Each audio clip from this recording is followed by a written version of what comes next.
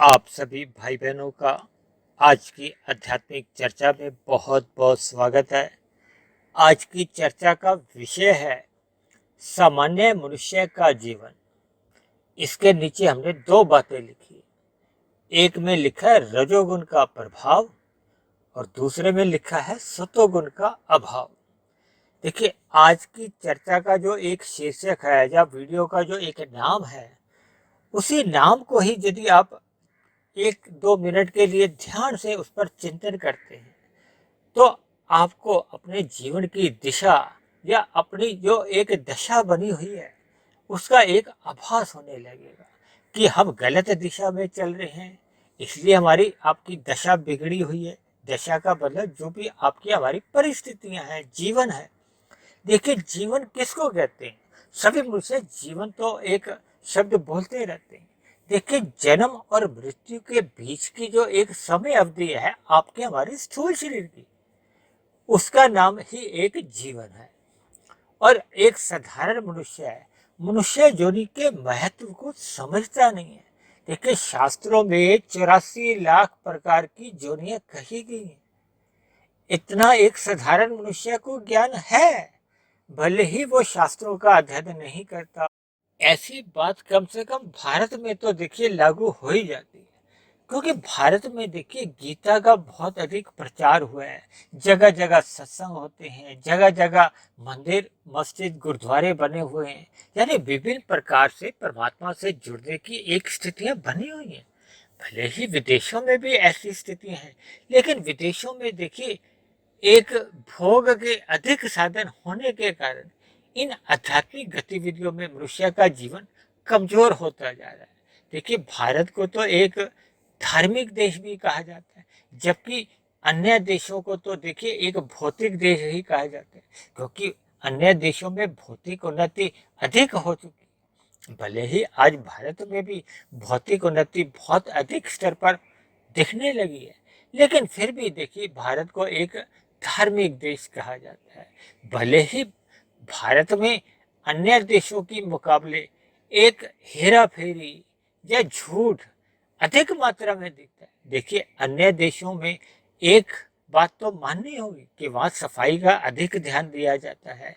वहाँ के लोगों के व्यवहार में झूठ, छल, कपट, ठगी, हेरा फेरी जैसी घटनाएं कम होती हैं। उनका व्यवहार एक निष्पक्ष भाव से होता है। लेकिन भारत में भले ही धार्मिक देश है, देखिए मुझे कहने में संकोच होता है, क्योंकि मैं भी पिछले तकरीबन 62 वर्षों से अपने जीवन को भारत में ही बिता रहा हूँ। तो एक सामान्य ज्ञान रखने पे जो एक मैंने एक अनुभव किया है कि हम सभी भाई बहन भले ही धर्म की जितनी भी बातें करते हैं, लोभ से करते हैं, कभी भय से करते हैं, लेकिन जीवन में आपके हमारे जीवन में जब जब अनुशासन नहीं होता। देखिए, अनुशासन किससे होता है? जब हम शास्त्रों की में कही गई बातों को अपने जीवन में एक व्यवहार में लाते हैं। देखिए, अगर पढ़ने तक ही हम सीमित रखते हैं बात को, तो फिर हमारे आपके जीवन में कुछ बदलाव नहीं आता। जब हमारी दिशा प्रकृति के पदार्थों को भोगने में ही लगी होती है, तो फिर हमारी दिशा भी बिगड़ने लगती है। क्योंकि भौतिक प्रकृति तो देखिए पदार्थों की कही जाती है, और पदार्थ सभी के सभी तामसी कहे जाते हैं। प्रकृति के 3 गुण हैं, तमोगुण, रजोगुण और सतोगुण। इन 3 गुणों में तमोगुण से 10 गुना अच्छा रजोगुण को कहा जाता है। इसी तरह रजोगुण से भी 10 गुना अच्छा सतोगुण कहा जाता है। और मैंने तो अपनी सभी चर्चाओं में परमात्मा को एक विशुद्ध सतोगुण का नाम दिया, क्योंकि जब हम सतोगुण कहते हैं तो इसका अभिप्राय होता है कि उस समय रजोगुण गौण है और तमोगुण अति गौण की स्थिति में। जब हम रजोगुण कहते हैं तो रजोगुण प्रधान समझा जाता है, तमोगुण गौण की स्थिति में रहता है और सतोगुण अति गौण की स्थिति में रहता है।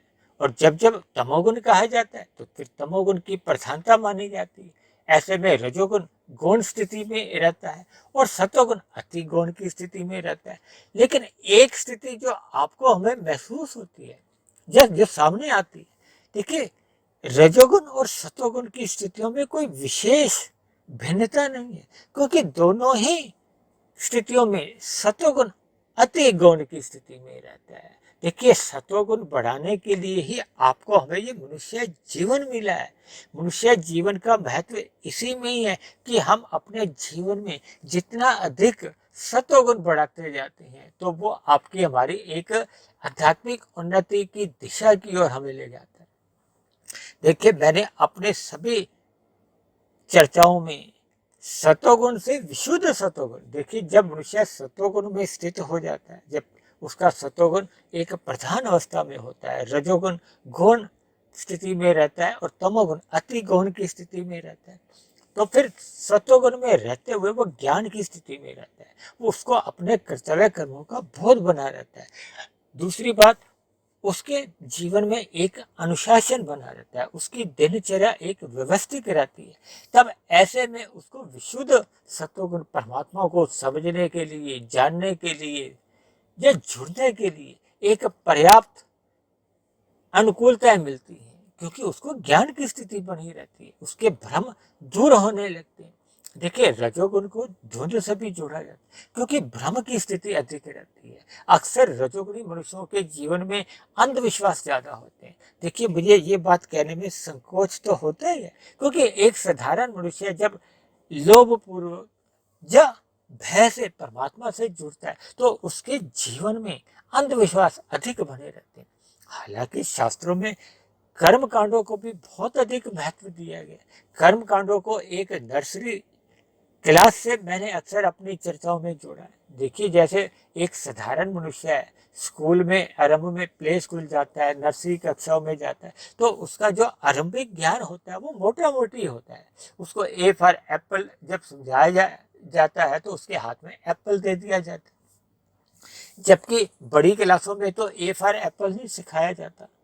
तो जितनी बड़ी कक्षाएं होती जाती हैं तो फिर हमारा ज्ञान का स्तर भी बढ़ता जाता है, और जितना जितना हम अपने ज्ञान की स्थिति में आ जाते हैं, क्योंकि शास्त्रों में कहा गया है हम सभी आत्मा स्वभाव से ही चेतन हैं, ज्ञानवान हैं।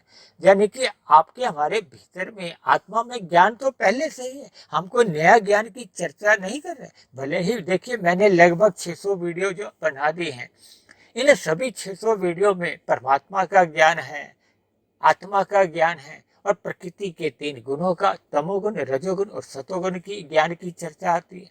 या आपके हमारे जो प्रकृति के 3 गुणों से ही जो 3 शरीर बने हैं, स्थूल शरीर, सूक्ष्म शरीर और कारण शरीर, इनके ऊपर चर्चाएं आती हैं। ये सभी चर्चाएं कहो या ज्ञान आत्मा का गुण है, हम सभी ज्ञानवान हैं।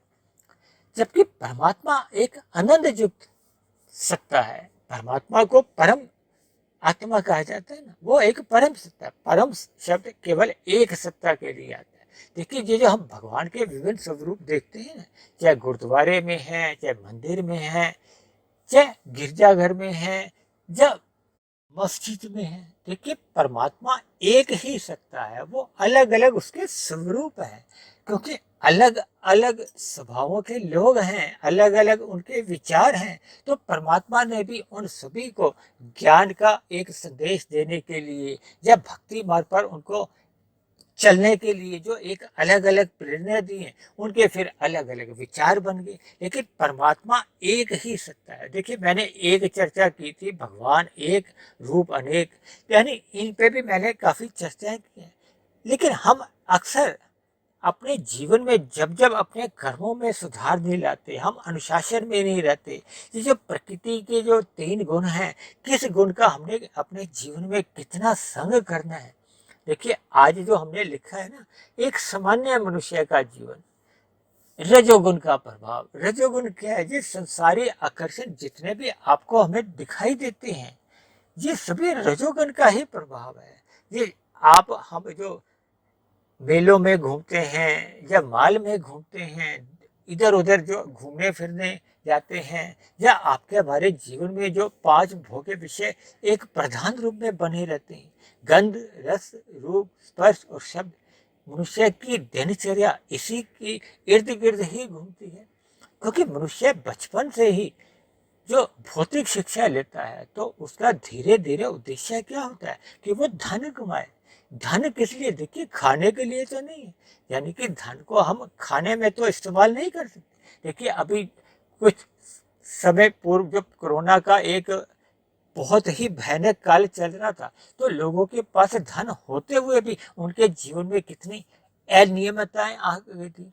जैसे ऑक्सीजन का अभाव हो गया था, या अस्पतालों में बेडों का अभाव होने लगा था, कुछ दवाइयों की भी कमी होने लगी थी।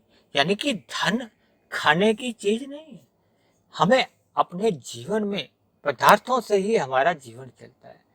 तो एक मैं बात कर रहा था कि एक साधारण मनुष्य अपने जीवन में भौतिक शिक्षा को इसलिए अधिक महत्व देता है ताकि वो जितना अधिक पढ़ लिख जाएगा, अच्छा व्यवसाय चला सकेगा या अच्छी नौकरी मिलेगी, तो इस भौतिक शिक्षा को वो अपने जीवन में तकरीबन 20-25 वर्ष तक बहुत ही एक समय देता है। जबकि एक साधारण मनुष्य शास्त्रों को या इन आध्यात्मिक चर्चाओं को अपने जीवन में कोई विशेष महत्व देता नहीं है। इसीलिए तो देखिए, मैंने साफ साफ लिखा है कि सतोगुण का अभाव।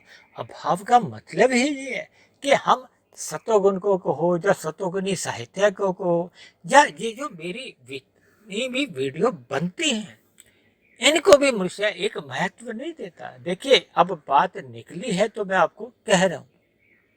अक्सर मनुष्य इन वीडियो को पूर्ण रूप से नहीं सुनते, यानी आरंभ से अंत तक नहीं सुनते, बीच बीच में से सुन ले, तो फिर ज्ञान आपका हमारा धुंधला होता है, भ्रम की स्थिति में रहती। देखिए, रजोगुण को ना भ्रम की स्थिति अक्सर बनी रहती है, वो अंधविश्वासों में जुड़ा रहता है, उसको अपने कर्तव्य कर्मों का सही सही बोध नहीं होता, क्योंकि धुंध की स्थिति है। धुंध में जब भी हम अपना स्कूटर, कार, ट्रक, बस चलाते हैं तो हमें अधिक दूरी का नजर नहीं आता। इसीलिए मनुष्य रजोगुणी है, उसको अपने स्थूल शरीर तक का ही जीवन नजर आता है। देखिए, स्थूल शरीर का मिला हुआ जीवन कितना है, 60 वर्ष, 80 वर्ष, 100 वर्ष। एक साधारण मनुष्य की 70, 80, 85 वर्ष के बाद की जो अवस्थाएं होती हैं, उनको हम भली भांति जानते हैं। अभी पिछले कई दिनों से हम एक चर्चित फिल्म अभिनेता का जीवन देख चुके थे। देखिए, एक साधारण मनुष्य की एक इच्छा बनी रहती है कि मैं जीवित रहूं, लेकिन जीवन का मूल्य तब तक ही माना जाता है या तो वो अपने स्वयं की आध्यात्मिक उन्नति करे, या फिर अन्य मनुष्यों के हित के लिए वो एक सहायक हो। यदि वो अन्य मनुष्यों के हित में भी सहायक नहीं है, स्वयं भी अपनी आध्यात्मिक उन्नति नहीं कर पा रहा, तो फिर ऐसे जीवन जीने का कोई एक विशेष लाभ मुझे कम से कम दिखाई नहीं देता। हो सकता है मेरी इस तर्क से आप सभी भाई बहन पूर्ण रूप से सहमत नहीं भी हो, क्योंकि ये कोई सैद्धांतिक कथन नहीं है, लेकिन मैं अपने अनुभव के आधार पर कुछ बातें कभी कभी रख देता हूँ। देखिए, आज क्योंकि हम एक सामान्य मनुष्य के जीवन की बात कर रहे हैं, सामान्य मनुष्य में देखिए एक साधारण मनुष्य आ जाता है, और इस साधारण मनुष्य की जो एक गति है, ये अधिकांश आपके हमारे जीवन में देखने को मिलती है। देखिए, कोई मनुष्य आर्थिक रूप से कमजोर है, गरीब है, अमीर है, इन स्थितियों से देखिए उसके मनुष्य जीवन के महत्व की कमी नहीं आंकी जाती, क्योंकि मनुष्य जीवन आपको हमें मिला है आध्यात्मिक उन्नति के लिए। यानी कि हम अपने कर्मों में सुधार करें, और कर्मों में इतना सुधार करें कि आपके हमारे कर्म निष्काम भाव से होने लगे, और निष्काम भाव से कर्म होने से ही आपकी हमारी एक आध्यात्मिक उन्नति होती है। जब जब मनुष्य पाप कर्मों से बचता है और पुण्य कर्मों में लगा रहता है, भले ही उसकी भौतिक उन्नति होती है, उसके पास सुख सुविधा के साधन अधिक आने लगते, भले ही वर्तमान जीवन में मिलेंगे या अगले आने वाले जीवन में मिलेंगे, लेकिन वो पाप कर्मों से जब जब अपने आप को बचाता है या इन कर्मों से, पाप कर्मों से दूर रहता है, अन्य मनुष्यों के हित की सोचता है, अपने हित की भी सोचता है, तब ऐसी स्थिति में उसके पास पदार्थों का अभाव तो नहीं होता, लेकिन उसकी आध्यात्मिक उन्नति हो नहीं पाती। और अक्सर मैं तो ये भी बात जोड़ देकर कहता हूँ कि जब जब मनुष्य रजोगुण में अधिक गहरे तल पर लिप्त रहता है, देखिए जब हम पुण्य कर्म करते हैं तो आपके हमारे पास सुख सुविधा के अधिक साधन आएंगे, लेकिन उन सुख सुविधा के साधनों का अपने आप में कोई एक योगदान नहीं होता।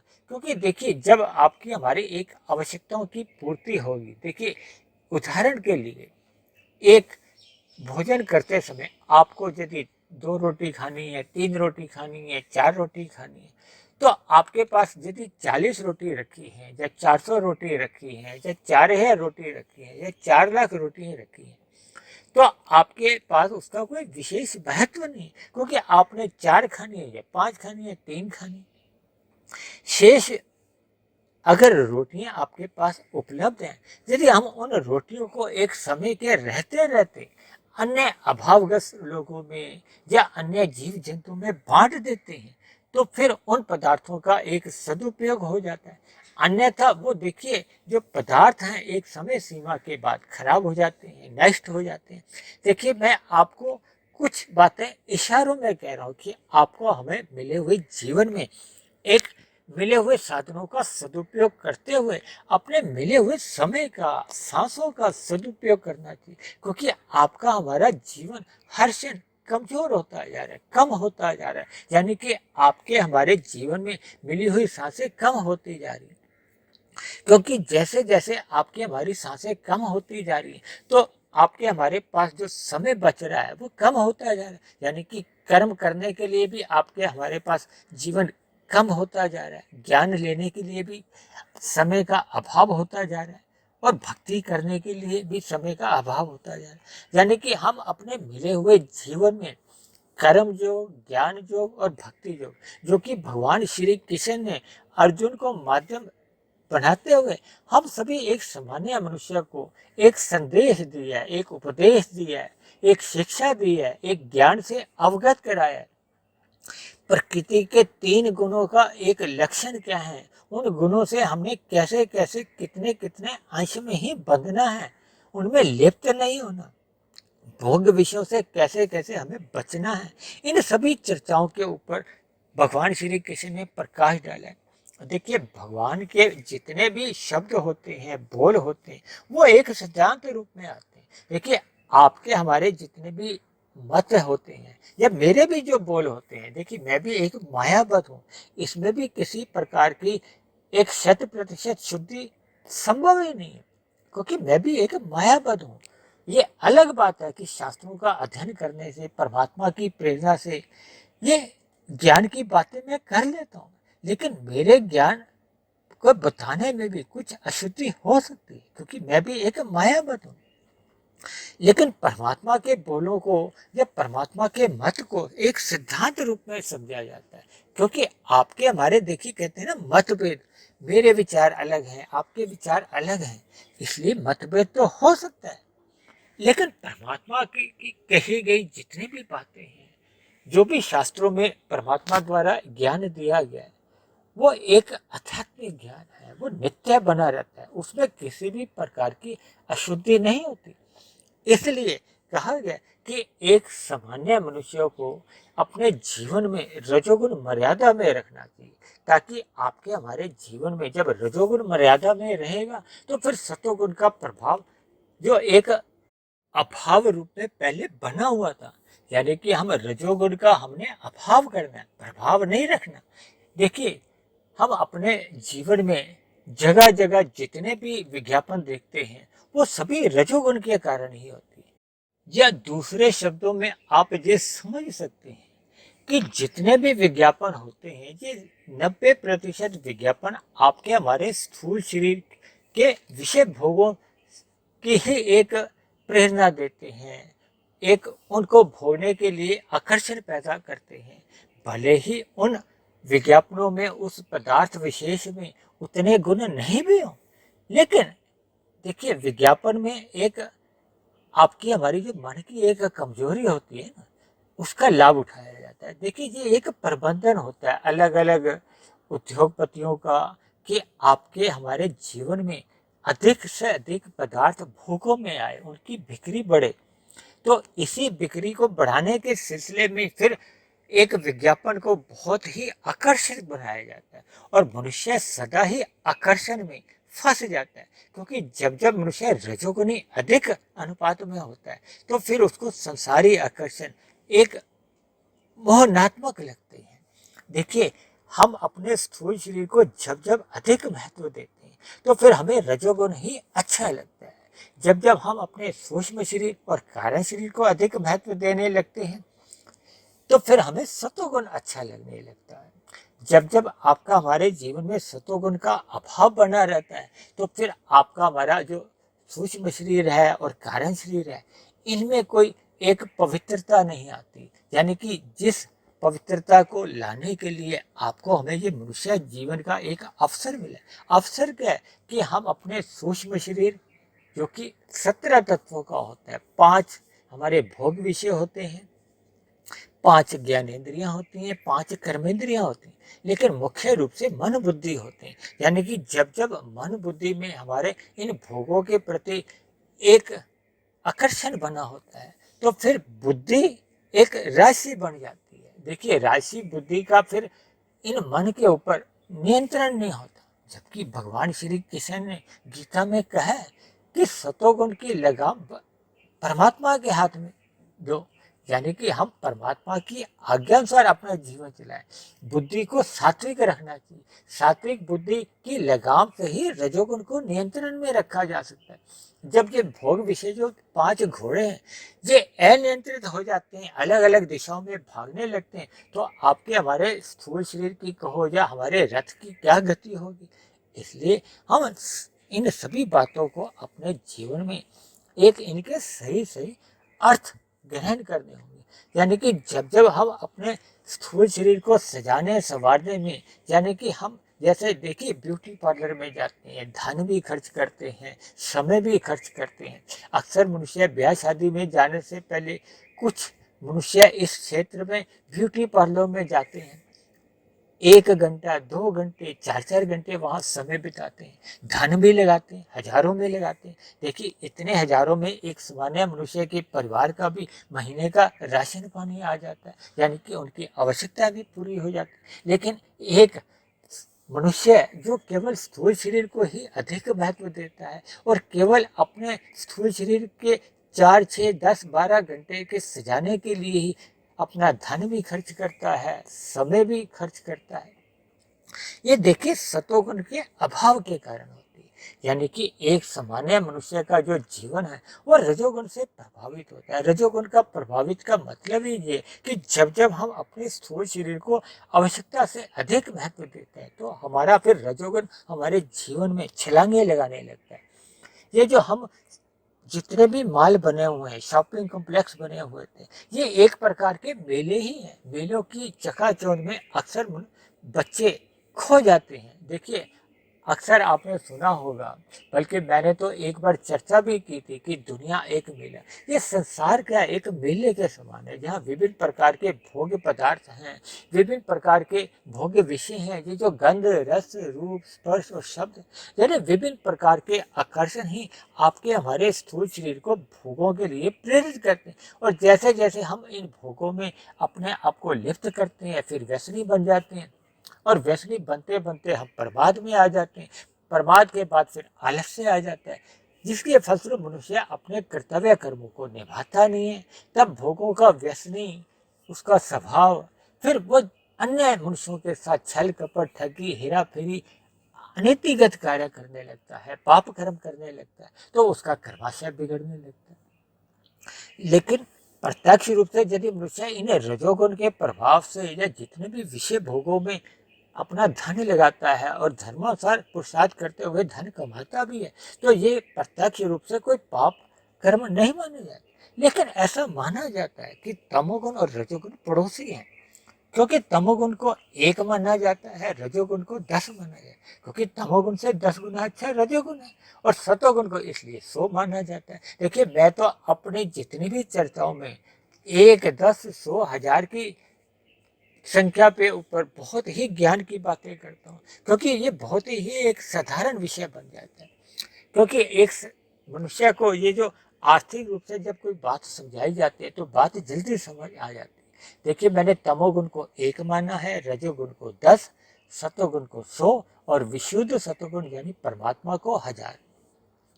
और जब हम 100 से यानी कि जब हम सतोगुण में स्थित हो जाते हैं और विशुद्ध सतोगुण यानी परमात्मा की यात्रा करते हैं, ये आपकी हमारी 100 से 1000 की एक आध्यात्मिक यात्रा है। और 10 और 100 में क्योंकि बहुत ही ज़्यादा अंतर है, जब जब मनुष्य रजोगुण में लिप्त होता है गहरे तल पर, तो फिर 100 की जो संख्या है वो दूर पड़ जाती है, 90 का अंतर आ जाता है। जबकि तमोगुण एक है, 1 और 10 में कोई विशेष अंतर नहीं। जैसे एक गली मोहल्ले में 8 मकानों का ही फर्क है ना। आपका मकान नंबर, यदि आप रजोगुणी हो तो आपका मकान नंबर 10 है, एक दूसरा पड़ोसी जो तमोगुणी है उसका मकान नंबर 1 है। तो बीच में जो एक अंतराल है, फासला है, वो केवल 8 मकानों का है। और जबकि सतोगुण तो देखिए मकान नंबर 100 है। अभी आप 10 पे स्थित हो तो 10 और 100 के लिए तो आपको श्रम करना पड़ता है, मेहनत करनी पड़ती है, दूसरी गली में, तीसरी गली में, चौथी गली में जाना पड़ता है।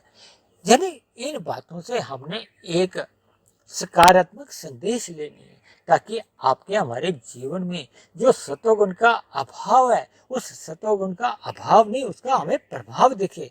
ताकि जैसे जैसे हमारे जीवन में सतोगुण का प्रभाव अपना एक सकारात्मक रूप दिखाने लगता है, प्रभाव दिखाने लगता है, तो फिर आपका हमारा जो रजोगुण का प्रभाव था वो अब अभाव में आ जाता है, मर्यादा में आ जाता है, और आपके हमारे जीवन में फिर एक आध्यात्मिक उन्नति की एक दिशा मिलने लगती है। यानी कि हम सतोगुण में स्थित हो जाते हैं और विशुद्ध सतोगुण यानी कि परमात्मा के बताए कर्म योग, ज्ञान योग और भक्ति योग के मार्ग पर क्रमशः आगे बढ़ने लगती है।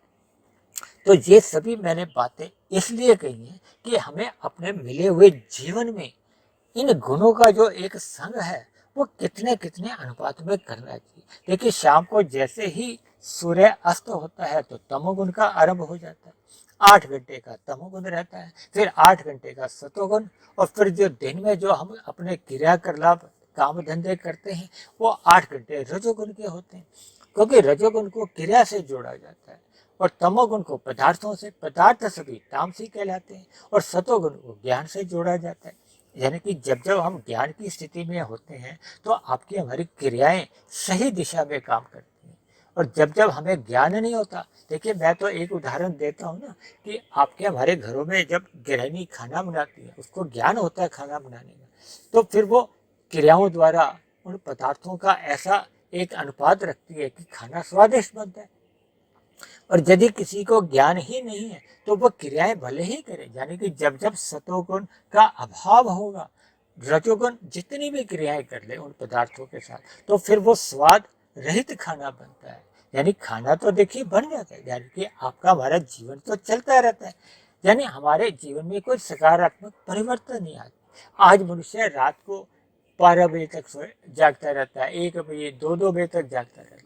उसके बाद यदि वो सोता है तो सुबह जो सूर्य निकलने से पूर्व का जो ब्रह्म मुहूर्त का समय होता है, जो शुद्धतम सत्वगुण का समय है, वो फिर उसके हाथ से निकल जाता है। तो फिर ऐसे में रात को तो देखिए घोर तमोगुण का संग होने लगता है, और सुबह जो एक ब्रह्म मुहूर्त का लाभ मिलना चाहिए था, उस लाभ से भी वो वंचित रह जाता है। यानी कि हानि अधिक उठा लेता है और लाभ जो लेना होता है उस लाभ को उठा नहीं पाता। और दिन में रजोगुण अमर्यादित रखता है। देखिए हमें रजोगुण मर्यादा में रखना है, यानी कि अपने जो मिले हुए जीवन में पुरुषार्थ इतना ही करना है कि आपके हमारे जीवन की आवश्यकताओं की पूर्ति हो, हमारे परिवार के एक गुजर बसर सही हो सके। लेकिन इन सभी बातों का ज्ञान जब प्रभाव तभी दिखता है जब आपके हमारे जीवन में एक सतोगुण एक प्रभावशाली ढंग से कार्य करे। इसलिए मेरी आप सभी भाई बहनों से विनती है कि अपने मिले हुए जीवन में रजोगुण को मर्यादा में रखें, यानी कि भोग विलासों से आप उचित दूरी बनाए रखें, और तमोगुण का एक नींद के रूप में संग करें, यानी रात को हमें जल्दी सो जाना चाहिए, घोर तमोगुण से हमें बचना चाहिए, और सुबह ब्रह्म मुहूर्त का संग अवश्य ही करना चाहिए। यानी कि हमें जितना अधिक हम सतोगुण का संग करते हैं तो आपके हमारे जीवन में आध्यात्मिक उन्नति के दरवाजे खुलने लगते हैं। तो मैंने आज की चर्चा को एक सामान्य मनुष्य को एक संदेश देने के मद्देनजर विभिन्न बातें रखी है। हो सकता है इन बातों में कुछ बातें एक साधारण मनुष्य को आरंभ में कुछ बुरी भी लगती हो, कुछ नाराजगी हो सकती है, लेकिन ये सभी बातें आपके अंतोगत जीवन में सुधार लाने वाली होती हैं। ये सभी बातें शास्त्र संगत है। तो इन्हीं शब्दों के साथ आज की चर्चा को अब हम यही विश्राम देते हैं। आज की आध्यात्मिक चर्चा से संबंधित आपका कोई प्रश्न हो, कोई मेरी कही गई बात आपको तर्कसंगत सही नहीं लगती हो, तो आप नीचे दिए गए कमेंट्स बॉक्स पर जाकर आप अपने प्रश्न भी लिख सकते हैं, आप अपने सुझाव भी लिख सकते हैं, और आपका कोई आपत्ति हो, शिकायत हो, तो आप उस शिकायत या आपत्ति को भी लिख सकते हैं। और परमात्मा की प्रेरणा से बनने वाली ये वीडियो जो केवल ब्रह्म मुहूर्त में ही बनती है, यदि आपके जीवन में एक आध्यात्मिक उन्नति लाने में सफल हो रही हो, परमात्मा में आपकी प्रीति जग गई हो, आपकी दिनचर्या सुधर गई हो, आपके कर्मों में एक सकारात्मक परिवर्तन आने लगे हों, यानी कि आपके जीवन एक सुधार की स्थिति में जाने लगा हो, आपकी दिशा परमात्मा की ओर रुख पकड़ने लगी हो, ऐसा सब कुछ होने से आपकी दशा में भी सुधार होने लगा, यानी कि आपकी आध्यात्मिक उन्नति को सहज ही पंख लगने लगेंगे। यदि ऐसी स्थितियां आपके जीवन में भी बनने लगी हों, तो मेरी आप सभी भाई बहनों से विनती है कि आप मेरे इस आध्यात्मिक ज्ञानात्मक चैनल सुधीर भाटिया फकीर को अवश्य ही सब्सक्राइब करें। व अन्य जिज्ञासु भाई बहनों को भी जो अपने जीवन में आध्यात्मिक उन्नति लाने के इच्छुक हों, जिज्ञासु हों, ऐसे सभी भाई बहनों को भी इस आध्यात्मिक ज्ञानात्मक चैनल से जोड़ने का प्रयास करें। तो चर्चा को अब यहीं विश्राम देते हैं। कल फिर मिलते हैं एक नए विषय को लेकर, एक नए संदेश के साथ। तब तक आप सभी भाई बहनों का बहुत बहुत धन्यवाद।